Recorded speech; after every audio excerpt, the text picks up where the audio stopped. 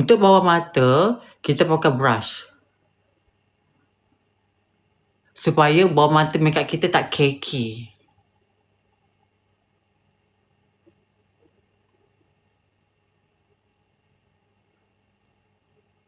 Nak pakai brush boleh, nak pakai... Mula-mula pakai brush. Then after that, kita guna beauty blend untuk kita punya ini, bahagian mata. Lepas tu sini pun pakai juga bahagian untuk kita punya ni lah, rouge. Ni, tutupi hidung ni supaya dia tak cakey, Kak. Okay. Lepas tu ambil ni, dab. Foundation cantik pakai dia kena dab. Jangan swap. Bila swap, macam tak ada erti kau pakai foundation. Just dab. Dab.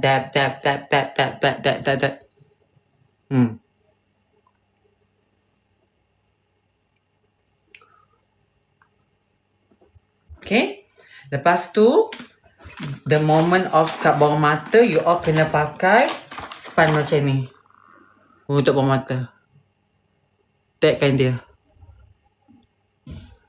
I tak pakai banyak sangat tau. Kalau you all nak pakai primer ke apa ke boleh. Tapi sebab I simple je. I very simple.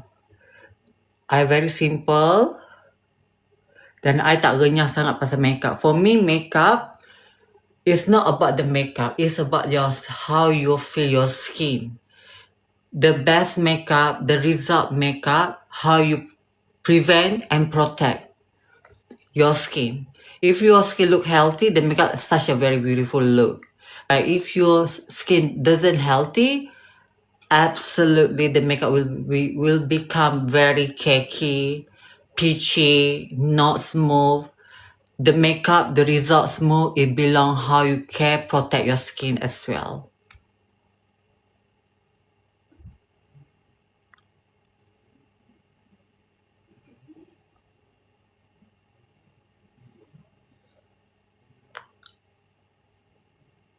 Okay, dah siap. Lepas tu barulah kita pakai bedak.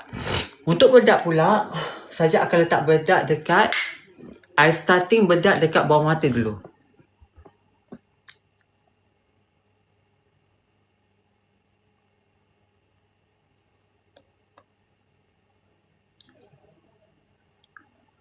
Bedak I pakai adalah bedak yang jenis macam ni tau.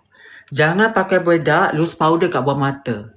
Kalau you pakai loose powder kat bawah mata, nanti dia akan cakey. Pakai dulu yang macam ni dulu, lepas tu baru lagi nak letak loose powder, okay. First kena letak macam ni dulu. Jangan letak terus loose powder sebab nanti bawah mata akan jadi cakey. Sebab bawah mata kita ni ada line-line mata tu kan. So jangan letak dulu, letak macam ni dulu bedak. Lepas tu bedak ni yang balance ni kan, jangan tambah, just tekak. Supaya foundation dengan bedak kita yang balance, yang ala-ala yang ada kat sini kedap. You kedap.